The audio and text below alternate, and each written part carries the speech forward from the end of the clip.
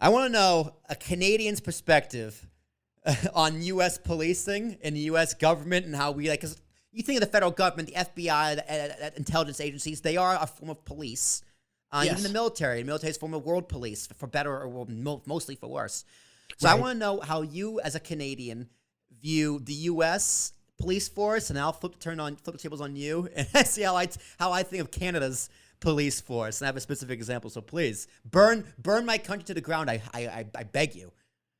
No, you know what? I mean, I think that it's like everything that it's set up with great intentions, and these things seem to be cyclical, where you've got like a really a good group of people who are dominating and the organizations, and things are going really well, and then they kind of lighten up, and then they get some little bit of corruption in there, whether it's moral corruption, ethical corruption, financial corruption. Then it becomes problematic, and then there's a crisis, and then it turns itself around again. And it's unfortunate when sort of multiple levels of law enforcement are in the same cycle, unless they're at their peak. Right. So that can be problematic.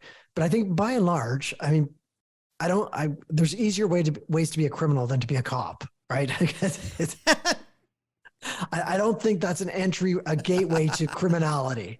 And so I think that, if you look at the number of people who are involved in law enforcement, whether it's as sworn members or as civilian members, the sheer numbers versus the numbers of corrupt officers, that it's still run by people with really good hearts who are doing a really, really good job. But the problem is you get somebody who does something phenomenally stupid, and it taints everybody's view. And it gets all the attention.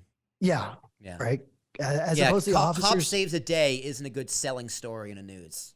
No, or cop goes to work every day for 30 years, or crossing guard crossing guard does the same crossing, gets no complaints, and the people love her. Nobody's gonna. It's like, well, there's 2 minutes of our news feed that we don't want to fill, right?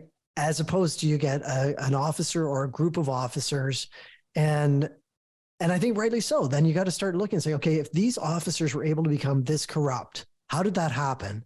And how do we make sure that there isn't a gateway to that kind of corruption for people who are so inclined? Okay, your turn. My turn. Well, actually, I'm going to respond to that one first. I think to build off your point, there's also a societal expectation that needs to be adjusted, right? And what George Floyd was terrible, and that guy deserved to be in prison the rest of his life, as he will be. However, the response to it didn't help. You can have your protests. The protests were, I don't want to say the term mostly peaceful, but they started peaceful. I'll give them that. They started peaceful, and they turned very violent. They turned into riots. Now, how that happens and why that happens, that story for another day.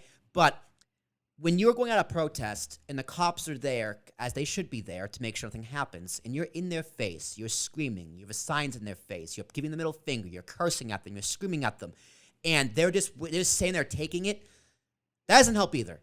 And, saying we need to fund you, throw you all this and that, calling them racist, this, that, and the other, that doesn't help either. So there is some responsibility from everyday citizens, both U.S. and Canadian, because you guys have some problems up there as well. When I get to my turn, on how to fix that issue. Now you can say the cops started it, but you're not helping anything to finish it, and no one's really interested. No one's interested in finishing it. They'd rather be fighting. Some people want to watch the world burn. Sorry. Go ahead, please. No, I think that also it's as we always say, you're not going to get justice by the side of the road. Right. And so I think that the role of the protest is really important. So, the officers are there to keep the peace, and, people are in their face, people are yelling, people are screaming, they're angry. That's fine. That's done. Then the real work begins of how do we mend this? Where do we begin? Right. Because otherwise you're just going to have two factions on the street. One group's going to stand there. One group's going to get yelled at, then the other group is going to, have enough of that, and it's tear gas is going to go, and then it's going to just be a riot. It's going to be horrible. Yep. Businesses burned down. For Christ's sake, they burnt down Seattle. They burnt down a police precinct, and they made it their own city. Within 3 days, people were dead, and the EMTs couldn't get in. So, not much better. The result isn't much better. No. Okay.